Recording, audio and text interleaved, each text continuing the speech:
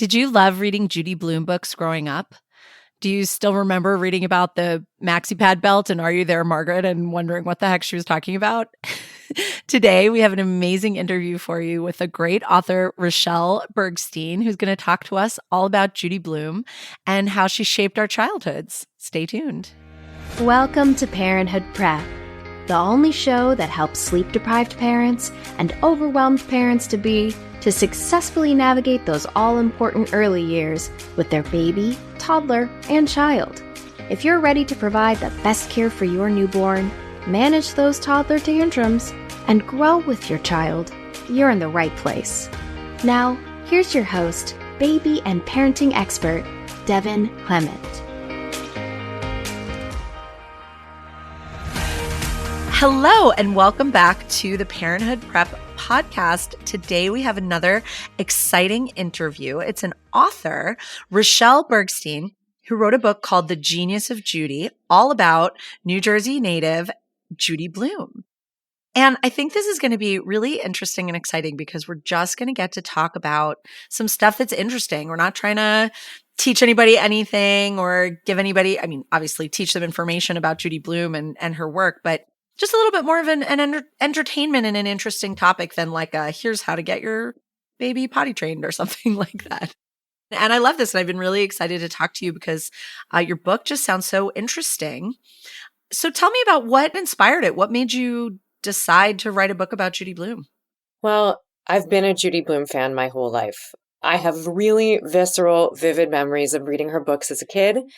And in, I want to say 2021, 2022, I started to notice that Judy Blume's star was rising again for some reason. Her name was really coming up a lot more in culture. People in their 40s and 50s who had a voice in media were talking about the impact that she had on their lives. And it just started percolating from there. Me and my editor both thought the time was right for a book about Judy Blume. And it seemed like something that would be really fun for me. I have a young child. I thought that it would be great to be able to revisit some of her books with him. So things just sort of fell into place with it. That's awesome. Give me a little bio background about Judy, because I know she wrote books in like the 70s and 80s, and I know she's from New Jersey, but beyond that, I don't know a ton about her life specifically. Yeah, so Judy Blume is an interesting character. She was raised in the 1950s in Elizabeth, New Jersey. She wasn't from a particularly literary family. Her dad was a dentist. Her mom was a stay-at-home mom. They loved to read, but she didn't grow up thinking she was going to be a writer. She did love books, but she didn't think that she was going to write them. She was raised with kind of like a very specific mid-century middle-class mentality of like, as a woman, your goal in life is to get married to a good man who can provide and to have children and raise the children. And that's what she did. She went to NYU for college, but she really didn't expect to use her degree. Her mom sort of told her it would be like a backup plan if she didn't get married. Sure. So she was engaged and actually pregnant before she had her degree. I was going to say, plus in those days, you went to college to meet a husband, right? Right, to get your, what they called your MRS degree. Your MRS degree, yeah. So she did that. She found a husband and she got married young. And by her mid-20s, she had 2 kids. And she started to feel really disappointed and desperate with her life. Not only emotionally, but she was having a lot of physical symptoms. She was getting weird headaches, rashes, stomach aches that the doctors couldn't explain. And when her kids started going to school, she started to think back to her childhood and how joyful it had been to have creative outlets. So she had been, she had danced, she had taken dance classes, she had done acting in high school, she had edited the school newspaper. And she realized she needed an outlet like that in her adult life. So she started trying to write songs. She was trying all sorts of things. She bought a bunch of felt from a craft store and started making felt pendants to hang in the walls of children's rooms. And she tried all of these things, but she landed on writing. And in fact, like once she started writing children's books, she actually got something in the mail that was a continuing education brochure for NYU, her alma mater. And she saw that they were offering a class called Writing for Children and Young Adults. So she signed up, she went every Wednesday, and she just started writing. And, the rest is kind of history. Wow. So she wasn't like always wanted to be a writer, that kind of thing. So it's kind of amazing that her books have had such a major cultural impact when she came to it like later in life. But I love that. I love that she got away from that norm of you just raise your kids and then they go to school and then you clean up after your husband until you die. Yeah. I mean, she was a young mother in the late 1960s. So she was finding her voice around the same time that the feminist movement was really becoming more powerful in this country and having more of an influence. So Sure. in my book, I talk a lot about how second wave feminism ultimately impacted Judy and what she wrote about. And, what she was experiencing being kind of like unfulfilled in her regular suburban life was something that was becoming a topic of conversation among feminists. Betty Friedan wrote The Feminine Mystique about this very issue. It was women who were bored. They felt guilty about being bored. They loved their kids, but they also felt like they needed something else in their life and they couldn't put their fingers on it. That's what Judy was going through too. Yeah. And to be just right there in that moment, I'm sure influenced a lot of what she was doing and her topics. And in what ways do you think does that really stand out? Well, she wrote about a lot of things that nobody had ever really thought to put in children's books before. So if you're familiar with Judy Blume's work, she wrote about regular kids who had kind of like regular thoughts and problems, but some of those thoughts and problems had to do with their bodies. So she wrote about puberty. She wrote about menstruation and Are You There, God? It's Me, Margaret. Oh, I remember that. And I read it when I was like a preteen teenager in the 90s. And my one standout memory about it was talking about the belt, like the maxipad belt, which at that point we were not using anymore. But I was just like, that's so interesting. Like, what is that? What is that like? And I do remember when you'd go to the school nurse if you needed pads, which I got my period for the first time at school. And it said on the package, like beltless. And I was like, what does that even, how old are these things that they're from the days where you had to specify if it was for the belt or not? No, what's so funny is that they actually did update Margaret so that she no longer uses the belt in contemporary printings of that book. Oh, funny. But like you, I had like a hand-me-down copy that was like one of, the originals from the 70s. So she also used the belt in my copy and it was also totally outdated. And I thought it was weird, but it wasn't weird enough to distract me from the rest of the book. It's just like, I feel like I had a health teacher at some point who talked about how there used to be belts. And I thought, wow, that sounds crazy, but yeah, I guess my mom had like mentioned it or something, but I just remember it being like, I had not read about this or heard about this or seen this anywhere before. And of course not, really anything about periods or anything like that. So it was really just the way that it went so in depth, I think was great. And especially for people in that generation of the 70s and early 80s that just really had no exposure to it. I mean, when Judy Blume was writing about things like puberty, not only did she kind of demystify the process, but she also made it sound really exciting. One of the key ideas in Are You There, God? It's Me, Margaret, is that Margaret and her friends are so excited to go through puberty, they actually feel competitive about it. It's like a little bit of a horse race, like who's going to get boobs, who's going to get their period first. And, I think kids were really excited to see that kind of stuff reflected in a book. It instantly made them trust her. Yeah, for sure. For sure. I actually remember Freckle Juice, right? That's what it's called. That was like the first like chapter book that I fully just like read cover to cover by myself. Like I'd had it for a while, but I wasn't like quite at the reading level to read it. And then I don't know, I just picked it up one day and I like read the whole thing and I was so proud of myself for my reading prowess. But yeah, he like draws freckles on his face because he wants them and other kids get to have them. And at the time I wasn't absorbing it as like a major life lesson, but it sticks with you, like those things, comparing yourself to others, who's going to get boobs, who's going to get their period first and things like that. So also I think her the like age range of her work is huge because Summer Sisters, of course, is for adults. That was one of my favorite books when that came out. I read it multiple times. And then she's written Freckle Juice, which is for like little kids. Are You There, Margaret, which is for in between. Did you feel like that there was a particular phase for each, or has she been kind of all over the place? I'm not even sure when they were published. Did she have like a children's book phase and then kind of grow up with it, or was she back and forth?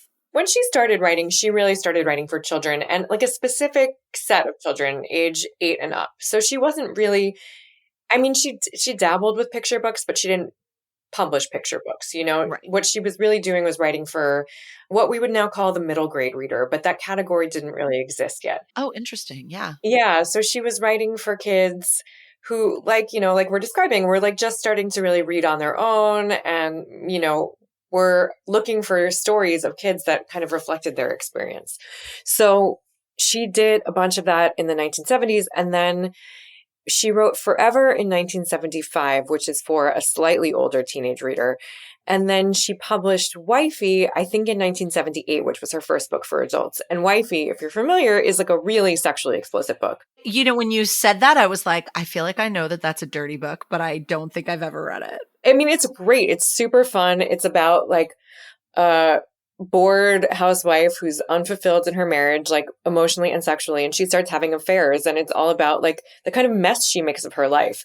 But when she turned in that manuscript, people at her publisher were really worried about publishing it under her name, Judy Blume, because Judy had developed such a fan base with young kids. And they were like, aren't you concerned that kids are going to see this book and want to read it, or that parents are going to be disappointed in you because you're not being the role model that you are supposed to be? And she was really brave. You know, I actually admire this about her a lot. She said, no, I want to publish under my own name. This is my work. And I don't think kids, if they pick up Wifey, I think very quickly they'll realize it's not for them. So yeah, she has a lot of range, and she published for little kids, big kids, adults all throughout her career. The Fudge series, right? Tales of a Fourth Grade Nothing. I remember that. That was so meaningful to me when I was in that age range and reading those characters and the like first person perspective, right? Just really getting inside kids' heads and not just talking about what they're doing, but also about what they're thinking and feeling, which I guess, yeah, up to that point, there wasn't a ton of that for that age range, right? When she started in the 1960s, one of the biggest writers for children was Beverly Cleary. And Beverly Cleary, she was kind of groundbreaking in the Ramona books, right? Yeah, exactly. She was kind of groundbreaking in her own right, in that she wrote realistic fiction. She wrote books about just regular kids. You know, they didn't have any special powers or anything. Ramona was pretty zany. But Beverly Cleary stuck with this idea that the parents were always right. You know, the kids could get into trouble. They could, you know, do all sorts of wacky things, but the parents were there to sort of guide them and shape them and help them grow up. Whereas in Judy Blume's books, the parents aren't always right. And sometimes we're seeing the parents through the kids' eyes, and we're realizing that the parents like have some growing to do, and, you know, they make mistakes. And that was really one of Judy's biggest innovations in the like children's book world, was that, you know, she didn't believe that parents always knew what they were doing. And she was able to reflect that in her work. I love that perspective. And as you're saying it, I'm remembering like snippets from the Ramona books where like, yes, her parents were definitely the authority figures. And in like, yeah, Tales of a Fourth Grade Nothing and Super Fudge and stuff like that, the kids are kind of, not seeing them be perfect. And I think that's such an important lesson for parents too. And I'm sure parents are reading these books with their kids, either out loud or just sort of previewing them before the kids are reading them and stuff, and realizing like, wow, I see, you know, I see myself. It's like that show that kids watch now, Bluey. Like, I think that it's so interesting that it's so much about the parents, like learning experiences and how they're making mistakes and learning from them and having that growth. That's so important. So Wifey was a sexy book. Are You There, God? It's Me, Margaret talked about periods. She talked about these things. What was the reaction when that was first published to these topics that hadn't really been in mainstream publishing before? It's wild. So this was something that I learned like when I started researching this book, which is that at first, when these books came out, like when Margaret published in 1970, when Deanie, which talks about masturbation, published in 1973, the reaction was pretty quiet. You know, some of the reviewers would comment and make a snide remark, maybe that it was a little bit too, like, I remember one of the words that is used in a review of Deanie is bibliotherapeutic. Like, there was comment that she was a little too fixated on bodies, maybe, that Judy was bringing too much body stuff into her books. But there wasn't like this uproar, and that really came later. It started in the late 1970s with Forever, which showed two high school students falling in love and losing their virginity. And it grew and grew and grew into the early 80s when, you know, a conservative movement really found a lot of purchase in this country, and she became a target. Yeah, her books were like super banned for a long time, right? And maybe still are, which I'm sure is also why it's becoming relevant now with all the conversation about increased censorship and conservatism and things like that. And she's still alive, right? She's still alive. She's in her late 80s. She published her last book in 2015, and she was pretty clear that that was her last one. Yeah. But she owns a bookstore in Key West.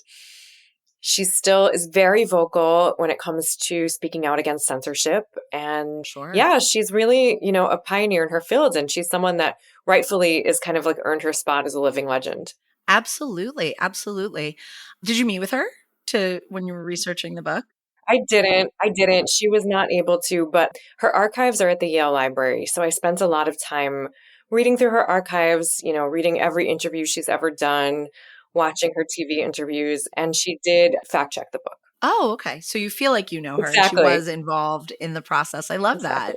That's so cool. And she's in Key West, which why not live your twilight years there? That sounds amazing. 100%. I love that. She owns a bookstore. That's so cool.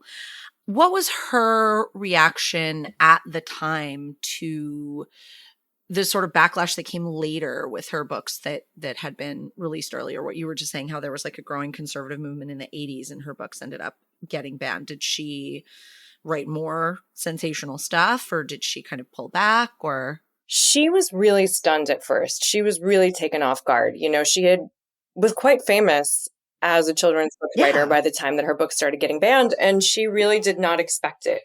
And I think it had a really devastating impact for a little while. She'd gone from someone who children were celebrating, they were writing to her, telling her how much her books meant to them.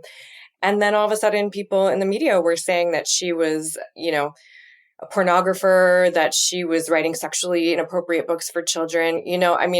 These are pretty serious words, and I think she felt them very deeply. Yeah. But she did ultimately get involved with an organization that's an offshoot of the ACLU. It still exists. It's called the National Coalition Against Censorship. And she started fighting back, and, they gave her a toolkit to do so. And I think ultimately she didn't set out to be an activist, but she became one.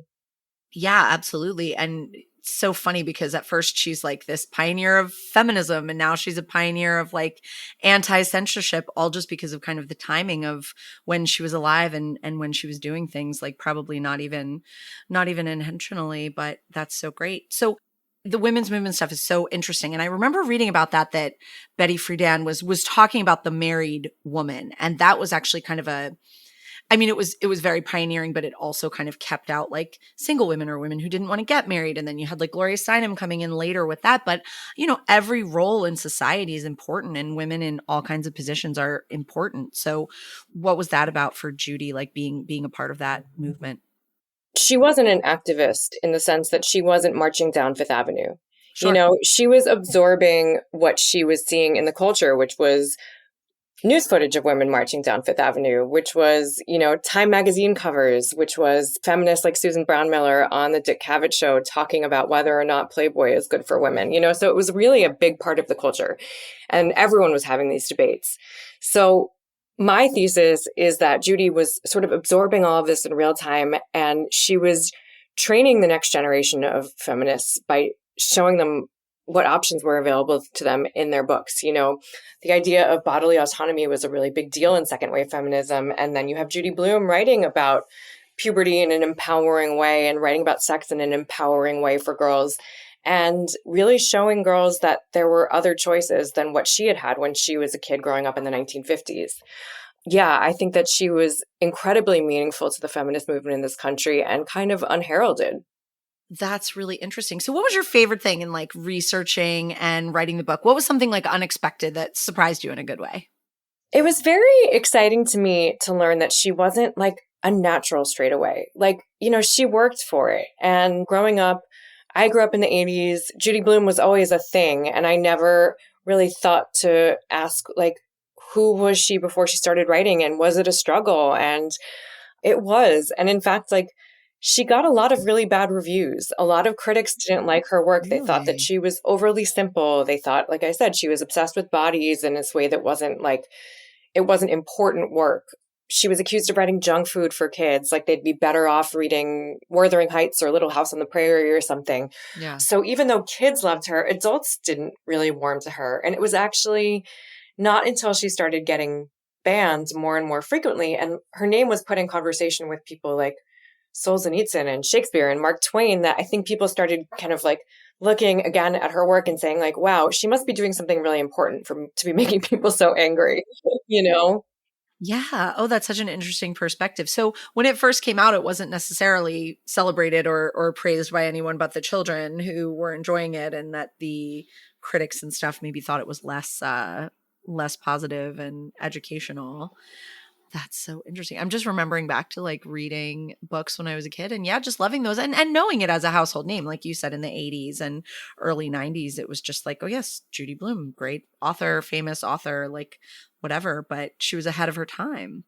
What about her children? What did they think of her like becoming a writer, and do you think it influenced their lives and how they made choices and like did things? I'm sure it did. I mean, her older child is a daughter named Randy, and Randy was like her go-to editor, which I really loved too. So Randy was like the age of the children who Judy was writing for, and Randy would ask to read her manuscripts and would weigh in ways that are really cool. Like she would say, like, you know, no one in school would say this. Like, this is not a word a child would use. And so she would kind of like give her mom feedback. Oh, I love that. That's so fun. Yeah. One of the reasons that Judy Blume wrote Forever in the first place is because Randy, as a 12, 13-year-old girl, was reading all of these books that were popular with kids her age.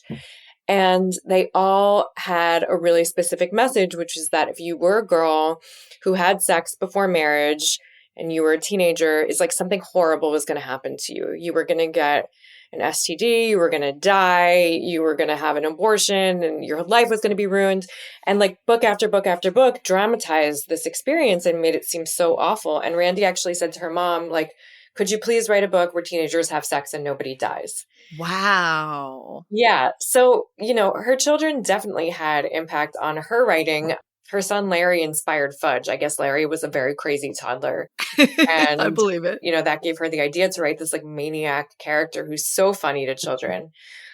But, you know, I did read some articles, and it's so interesting because I thought about this a lot. I did read some articles where you can feel that like maybe for teenagers, having Judy Blume as a mom was like kind of a mixed blessing, you know, like she was everybody's mom. Sure. All these kids in the country were like lionizing her and wishing that she was their mom. And meanwhile, you know, those who were actually being parented by her knew she was human and she made mistakes. So again, it's this question of like, inevitably we make mistakes as parents, and they knew that better than anyone. Sure.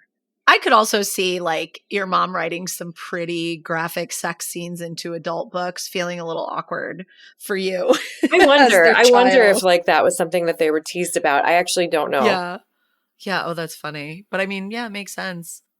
What about Summer Sisters? I just love that one so much. How does that sort of play in with her?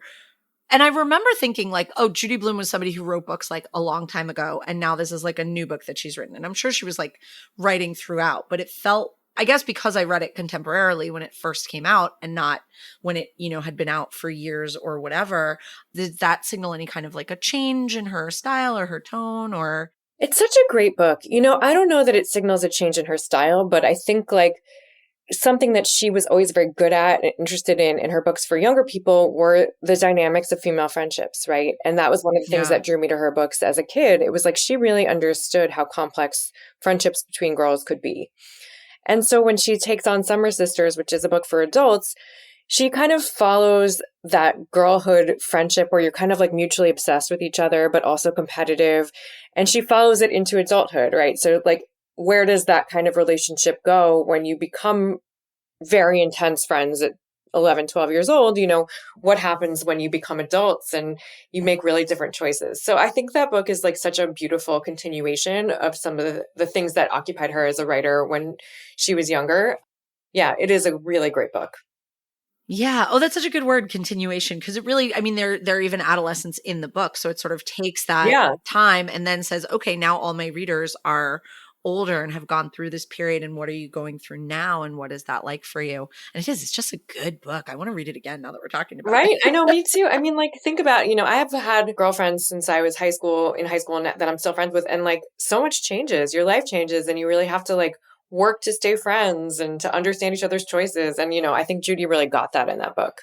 Yeah, for sure. Did she ever talk about any of her like meaningful friendships? She does have lifelong friends. Like, I know that she does have friends from like high school that she's still really close to. So she is a person that has held on to her friendships. And I've met people over the years promoting this book who are like, oh, I've known Judy Blume, since the 70s, right? So she seems like someone who's really good at keeping in touch with people. That is important. Yeah. That is great. So you kind of talked about what interested you in this topic. What has it gotten you thinking about, like researching this and writing this book? Like, where are you going from here? This book was a lot about the feminist movement. I mean, it was about Judy Blume, but it was about her cultural impact, which to me had a lot to do with the feminist movement. So I revisited a lot of second wave feminist texts for this book. And just for a second, can you just because I always get the waves mixed up, can you just give the listeners a quick overview of what second wave feminism is and what was happening at the time? Yes. So when we say first wave feminism, we're talking about the suffragists. Sure. So these are the women in the early 1900s who are campaigning for the vote. When we think of an Elizabeth Cady Stanton, right? They want women to get the vote, and they accomplished that. And then the feminist movement kind of quieted. And it comes back with a vengeance in the 1960s in the US. And these are women who are saying, women are bored at home. They need more from their lives than just raising children and making good dinners. They also need legal entitlements that they're not getting. Sure. The divorce rate is skyrocketing and women are leaving their marriages and becoming destitute because their husbands were the ones who had the jobs and the pensions and things. Well, and women weren't even allowed to have a bank account by themselves or a credit card by themselves, right? Until the 60s and 70s. You couldn't take out your own credit card until the early 1970s, which is crazy to think about now. Crazy. And of course, they were campaigning for things that we're still talking about, like the Equal Rights Amendment didn't pass. They were very pro-choice. They were pro-universal childcare. These are still conversations that we're having now. Yeah. Oh, and this is where I guess around Roe v. Wade initially. Mm-hmm. Mm-hmm. Okay. So yeah. So that, and in that interim time where you said it kind of quieted down. I mean, of course there were the wars, there was the rise of the suburbs and this baby boom of families. So of course, then it makes sense that these women who were now living these suburban lives would have these issues and these concerns and start wanting more. Okay. So second wave feminism, we're talking 60s ish. We talked about Betty Friedan and married women coming into a little bit more of single women, pro-choice, that kind of stuff. So it sort of reinvigorated your interest in this area. Yes. So where I'm going from here, where I'm reading from here right now, is I'm very interested in what happened in the feminist movement in the 80s and 90s, because it started cannibalizing itself a little bit. There were really strong opinions and really divided strains of thought that I'm interested in all of that. So I don't know exactly where I'm going with it yet, but that's the world I've been hanging out in. Yeah. Oh, I love that. And I think it's, obviously history is still relevant today. It repeats itself. So the more we educate and learn about the past, the easier it is to move forward into the future. I feel like I remember in Summer Sisters, there was maybe some queer themes. One of the characters was having some lesbian relationships. And was that something that Judy instilled in a lot of her work? I mean, obviously the children's stuff, it's not going to be as relevant, but do you think that was something that just came out later? She does write about a couple of things that were sort of cutting edge at the time. So she writes about disability in this really kind and curious way. She writes about same-sex relationships. In Forever, one of the friends is exploring his sexuality and realizing he's gay and sort of grappling with that. I haven't read Forever. I should. Yeah, you should. I mean, there's actually a TV show coming out this week, and oh, perfect. Yeah, it's updated, but it's good. I've gotten to preview some of it. But in Summer Sisters, the two girls, they kind of experiment sexually with each other as adolescents, and then they don't grow up to be lesbians. It's just something that they try. And Judy Blume has said in interviews that she did that with her friends. So I think that was coming from her personal experience, just another thing that she felt was kind of normal, but no one had ever written about. Yeah. And I guess that's kind of the running theme, normalizing stuff that's going on, from questioning your sexuality in the 70s and 80s to getting your first period to having a little brother that's kind of a nightmare and ruining your life. Totally. Like, just totally. all these things that are going on behind the scenes that we're now talking about. And I mean, I think one of the beauties of the internet, there's a lot of downsides, but one of the beautiful things is just seeing other people going through these same experiences. Even something so simple as a tweet that's like, oh, I don't want to go to bed at night, but I have such a hard time getting out of bed in the morning. You're just like, yes, me too. Okay, I'm normal. This is fine. Like, just these normal human experiences that she's talking about, and just bringing them into the public consciousness for people, and saying this is what we're doing. I love that. Completely. And when you think about when she was writing, the peak of her publishing was the 70s and 80s. There wasn't the internet, right? So like, Yeah. you didn't have TikTok to Google something and say, like, is this normal? And are people talking about this, right? You had a Judy Blume book. So I think, like, her value can't really be understated. 100%. And I mean, I was fortunate to have parents that were very open with me and talked about things with me. And we had, pads in the house but my mom, tells the story of when she got her first period, she like thought she was dying. Right. She had no idea what was happening. She'd never heard anything about it. Nobody had talked to her about it. She didn't have classes in school. And obviously that was like older. That was like the 50s and stuff, or 60s, I guess. But yeah, like just shortly after that, books are coming out talking about it so that girls are aware of what's going to happen to them. Yeah. And if you did have classes in school, sometimes depending on where you were, they were actually kind of intentionally confusing. So I did write a lot about the history of sex ed in this country in this book. And I spoke to someone who said, this idea of the birds and the bees, that came from the idea that sex ed was taught through nature. So no one wanted to really talk about the actual mechanics of sex in schools. So they would talk about how babies were made if you were a cow, and sure. It doesn't necessarily, a certain kind of child can't really translate that in their mind, like it's like intentionally confusing, like I said. So, even if you did get sex ed, it wasn't necessarily really like helpful. Sure. I mean, I know that a lot of people prior to that, because I see this with people becoming parents, they often have not ever like seen a little baby before. They've never held a newborn. Even if you've seen like a 3-month-old or a 6-month-old, you don't know what it's like having a newborn. And I'm going to just digress for a minute, but I'm coming back. Yeah. So just not living these experiences. And I think obviously more people prior to that time lived on farms or just lived more closer to nature and said like, oh, I'm learning about sex because I watch cows and horses and dogs and sheep doing it. So that must be like kind of similar. But if you're a kid in the suburbs or in the city and they're telling you about how cows have sex and you've never, like, it's just so disconnected for you. Totally. Just like people not being around, back in the olden days, your mom had like 10 kids after you, or you're the youngest and your sister's having kids and she's living next door in the next apartment over and you're seeing her kids all the time. And now we're just like not living like that anymore. So we're not getting those experiences. Maybe Judy Blume will come out of retirement and write a book about having a newborn and what that's like. I think you're totally right. I really do. I mean, I'm trying to think like, I do have much younger sisters, so I had been around a newborn, but even then, like, when you have one for yourself, it's just a totally different experience. Like, it's so different. I remember my husband and I brought my son home and we, he was in the little carrier from the hospital.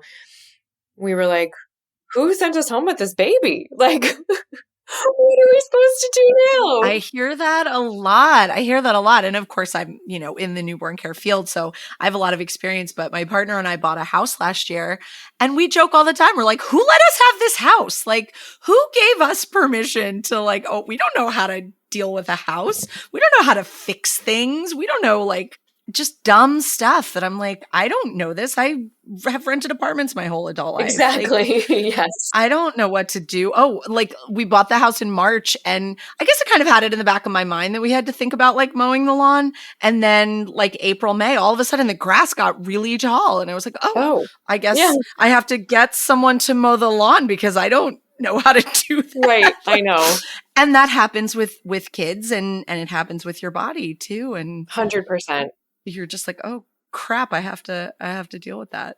How has it informed like your work with Judy Blume or things you've learned from Judy Blume? How's that informed your life as an author or even as a parent or? I really admire her bravery and it makes me want to continue to take risks in my work. Even just speaking about Judy's work in public, which I've done, you have to find comfort with talking about the things that she wrote about. And I give a talk where I read from Deanie and talk from the perspective of the health teacher who's saying the word masturbation. And I gave this talk to 200 people in Georgia, and I was laughing. I was like, don't arrest me, Yeah, right? I'm just reading what she wrote. But yeah, I mean, I'm very inspired by her bravery, and I'm very inspired by people who take risks in their work. And, consequences be damned. Like, that's your art. So it makes me want to experiment and use my voice. I love that. I love that. It also kind of bums me out that we're like still not even still, like, again, dealing with this regressiveness in sex ed and body autonomy and all these things that are like, we made so much progress with them and now they're being pulled back, and kids are going to be turning to Judy Blume again to find out about periods because they're not going to learn about it in school anymore and things like that. I think that it's nice that we're sort of educating, at least trying to educate everyone a little bit more, though. Like, I remember the day that they separate the boys and the girls and they talk to the girls about periods. Like, boys should be learning about that too. They should know about it. Totally. I joke because all of my guy friends can juggle. Huh. They just can. I started trying to learn, and like any guy that was around would just be like, oh yeah, juggling. I was like, is this what they taught you when they taught us about periods? My husband can also juggle. I think that's what they do, and they're just not telling us. That would be amazing. There's like a secret juggling class. I have a son. I'm going to ask him, like, when is the secret? Well, maybe he's learning about periods now, hopefully, because I think everybody should learn about it. But when they separated us to teach us about periods, I think they taught the boys how to juggle. That's so funny. I think you're on something. Okay, let's leave everybody with like a main takeaway about Judy Blume and what we can learn from her life or her writing or whatever. It's two things. So I feel like she's very inspiring if you want to take a chance on something. I think like Judy's career, she took a lot of leaps of faith and it really paid off for her. And I think we could all learn a thing or two from that. I love that. Especially, I feel like nowadays there's so much push to like figure out your career when you're in high school so you can major in the right thing in college and then like, whatever, become a writer in your 30s. Who cares? Who cares? Try it, dip a toe in it. And then also, and this is another way that she's inspired me, like I said, she became a real fighter against censorship. And I really feel that very deeply. I really feel like we need to let the kids read what they want to read and that, books are not harmful. So I like to say, let the kids read. They will ask the right questions. Be prepared to talk to them about what they're reading. That's so much better for them to learn from a book than it is for them to Google something, because who the hell knows what they're going to find. Yes. Oh my God, 100%. Or watch videos on YouTube and go down that rabbit hole of absolute chaos. Yeah. Yeah, I love that. I was a very unsupervised reader when I was young. And Me too. I read everything. Like, maybe I read a few things that were not entirely appropriate for my age, but 95% of it improved my life and taught me, and I learned things from, and sometimes the takeaway is, ooh, I don't want to do that. Totally. That's also good. Totally.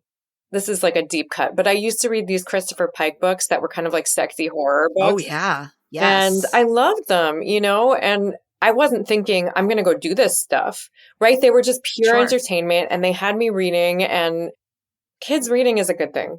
Absolutely. Absolutely. I remember those. And some of them were like very good. And some of them were so scary that I was like, oh my God, I can't. They were so scary. They were so trashy, but they were so entertaining. Yes. I remember, so I was very big into the Sweet Valley Twins when I was like 8, 9. They were like middle school age. That was good for me. I got a little bit into Sweet Valley High, but that was like sort of older than my age and also like before my time, so I didn't really find it super relatable. But anyway, I had a bunch of them, and my mother happened to pick one up one day and read like the one like sex scene or kissing scene or whatever. Because they always do. That's what the page falls open to. What the page falls open to. And so then she was like, I don't think you should be reading these. That was the only supervision I had. She was like, you're gonna need to wait a few years before you could read Sweet Valley High. And I was like, okay, that's fine. I'm not that into them anyway. But I was a Babysitter's Club girl. I read every Babysitter's Club book. Same. I don't know how many details you know about my business, but literally I have a babysitters club. Oh, so great. I have a team. We specialize in newborn care, but we have a team. Parents call us. They want support. I put it out to the team, see who can do it. They go. I mean, I was very inspired by that. That was very influential. And it's not like I went into it saying I want to have my own babysitters club, but eventually I was like, wait a minute. What have I done here? I've started a babysitters club. So you are Christy. You are Christy Thomas. You're living the dream. I am, which is weird because I feel like I'm much more of a Dawn, but you know, a Dawn who's aspiring to be a Stacy, but See, I was a Marianne who was aspiring to be a Stacy. Yeah, see, she just was the pinnacle. I mean, moving to New York City, having like the cool fashion. Totally. Like, yeah.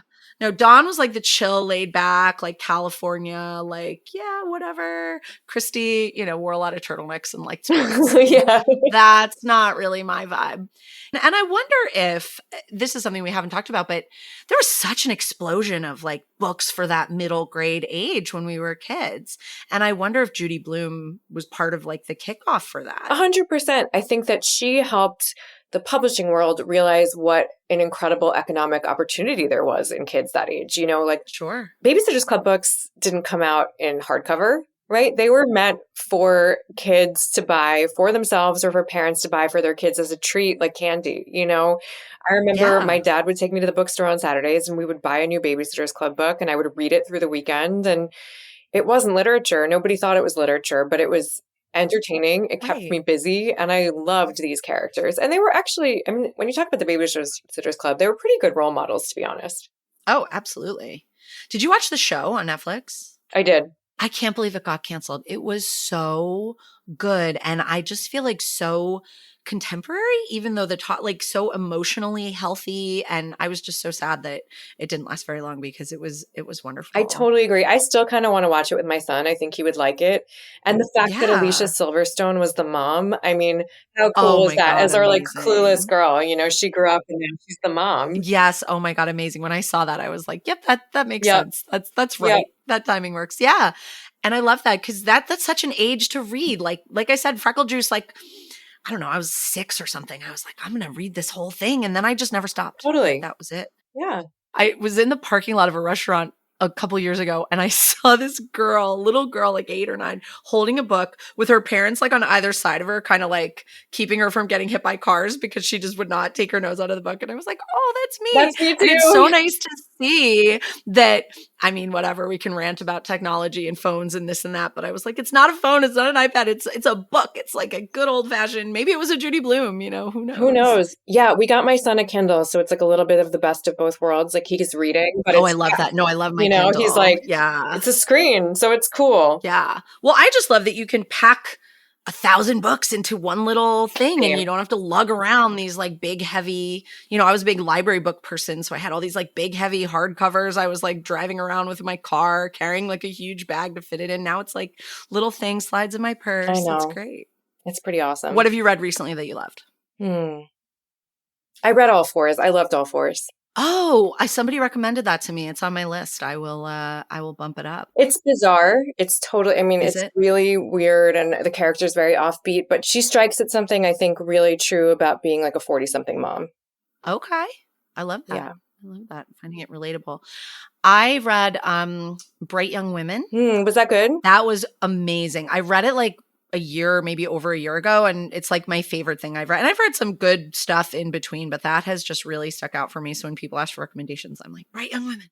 I have picked up that book in bookstores and almost bought it like 3 or 4 times. So now hearing that, it makes me want to actually just do it. It's stunning. And, you know, a lot of it takes place in the same time period that we've been talking about. Cool. And yeah, it's really great. So Rachelle, thank you so much. This is so interesting. You know, of course I haven't thought about Judy Blume in years. And now I want to go back and read Forever and Deanie and Wifey and all those good ones. Maybe she pioneered all the fairy smut and things that people are loving nowadays. I don't know who pioneered the fairy smut, but good on them. Getting those graphic scenes in the books. I mean, Judy Blume started it, right? Totally. Well, enjoy your deep dive down into Judy Blume world. And thank you so much for this conversation. It was really nice. Thank you. And just remind us again, it's The Genius of Judy. How Judy Blume rewrote childhood for all of us. Oh, I love that. I love that. And I think our listeners are going to love digging into it. Thank you so much. To be sure you never miss an episode, be sure to subscribe in your favorite podcast app. We'd also love to connect with you on social media. You can find us on Instagram at Happy Family After or at our website, happyfamilyafter.com. On our website, you can also leave us a voicemail with any questions or thoughts you might have, and you can roast your baby. Talk to you soon. Thanks for listening to this week's episode of Parenthood Prep. If you want to learn more about the services Devin offers, as well as access her free monthly newborn care webinars, head on over to www.happyfamilyafter.com.